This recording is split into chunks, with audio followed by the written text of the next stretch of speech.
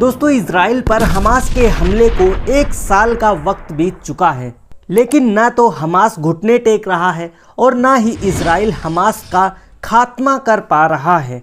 आखिर जिस इजराइल ने करीब 57 साल पहले तीसरे अरब युद्ध में मिस्र, सीरिया, जॉर्डन और फिलिस्तीन को महज 144 घंटे में धूल चटा दी थी और इसके अधिकांश हिस्सों पर भी कब्जा कर लिया था, दोस्तों क्या वही इजराइल अब इतना कमज़ोर हो गया है कि वो हमास से भी नहीं जीत पा रहा है, या फिर इस लंबी लड़ाई के पीछे इजराइल का कोई और गेम प्लान है? तो दोस्तों आइए आज के अपने इस वीडियो में हम जानते हैं कि इजराइल आखिर हमास का खात्मा क्यों नहीं कर पा रहा है।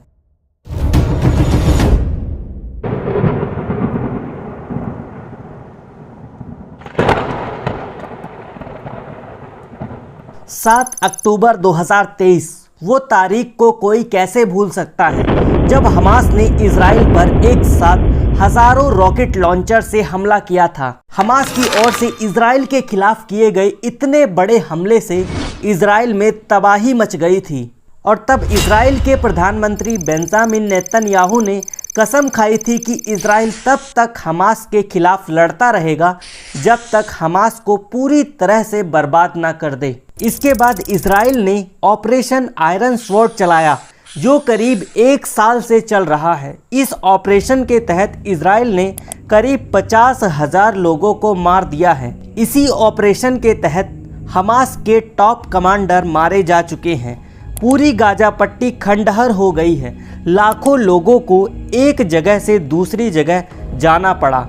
लेकिन दोस्तों ना तो हमास ने घुटने टेके हैं और ना ही इजराइल किसी तरह की शांति के मूड में है। लेकिन दोस्तों यहाँ पे सोचने वाली बात यह है कि जिस इजराइल ने एक बार नहीं बल्कि बार बार पूरे अरब देशों के समूह को जंग में मात दी है और जिस देश ने पूरे मिडल ईस्ट का नक्शा ही बदल दिया था, जिसने महज 6 दिन के भीतर ही मिस्र, सीरिया, जॉर्डन और फिलिस्तीन को धूल चटाई थी। 1967 के उस युद्ध में तो इजराइल के पास इतने आधुनिक हथियार भी नहीं थे और ना तो इतने पैसे थे। इसके बावजूद भी इजराइल ने 3 बड़ी जंग लड़ी थी।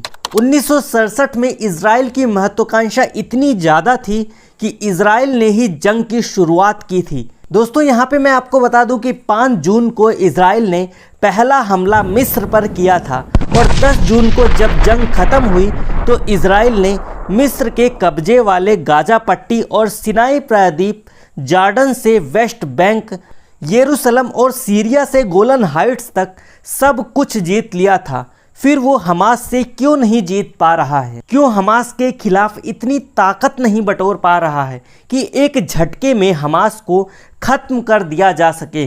दोस्तों यहाँ पे मैं आपको बताना चाहूँगा कि इसका जवाब खुद हमास आतंकवादी संगठन ही है, क्योंकि इजराइल ने जितनी भी लड़ाइयाँ लड़ी हैं वो सब देशों के खिलाफ थी, यानी कि देशों की सेनाओं के खिलाफ थी। और इन लड़ाइयों में देखा जाए तो उसके टारगेट फिक्स थे और आमने सामने की जंग में इजराइल भारी पड़ रहा था। अमेरिका उसका साथ देता रहा, अरब देशों की सेनाएं पीछे हटती रहीं और इजराइल उन देशों की जीती हुई जगहों पर कब्जा करता रहा। लेकिन अब इस बार सिचुएशन बिल्कुल अलग है। हमास किसी देश की सेना नहीं है, वो एक हथियार बंद संगठन है जिसके पास अपने लड़ाके हैं। और 1 साल के बाद अभी कुछ दिन पहले इजराइल और हमास की आमने सामने की केवल एक बार ही टक्कर हुई है और इसी में हमास को मदद देने के लिए कभी हिजबुल्लाह सामने आ जाता है तो कभी हुती, और ये भी किसी देश की सेनाएं नहीं हैं जिनसे इजराइल जंग लड़ सके। तो ये भी हमास जैसे लड़ाके ही हैं जिन पर बम गिराए गए या जो एयर स्ट्राइक में मारे गए, बस उतने ही आतंकवादी मारे गए हैं। बाकी लड़ाके चाहे वो हमास के हों या हिजबुल्लाह के या फिर हुती विद्रोहियों के जो बचे रहते हैं, वो इजराइल से जंग लड़ते रहते हैं। दोस्तों इस प्रकार चाहे 1 महीने का वक्त लगे या पूरे 1 साल का, हमास पूरी तरह से खत्म नहीं होगा, क्योंकि कोई ना कोई सामने आएगा और कहेगा कि अब वो हमास है और जंग चलती रहेगी। अगर हमास के मुखिया को मारकर ही हमास का खात्मा होना होता तो वो इस्माइल हानिया की मौत से ही खात्मा हो गया होता। आप ही बताइए, इस्माइल हानिया के बाद मोहम्मद दाइफ और मोहम्मद दाइफ के बाद रावी मुशात, इसी प्रकार एक एक करके हमास के कमांडर आते गए और इजराइल उन्हें मारता गया।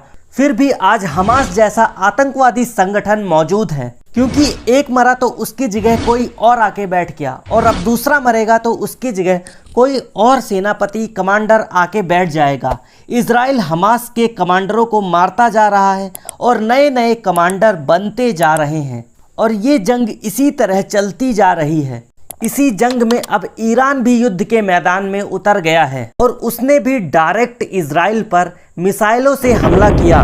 लेकिन दोस्तों, ये ईरान की बहुत बड़ी गलती है, क्योंकि ईरान कोई आतंकवादी संगठन नहीं है। ईरान एक देश है और इजराइल के लिए किसी देश से जंग लड़ना बहुत आसान है, क्योंकि वो पहले भी कई देशों को एक साथ हरा चुका है और इसलिए ईरान को हराना उसके बाएं हाथ का खेल है।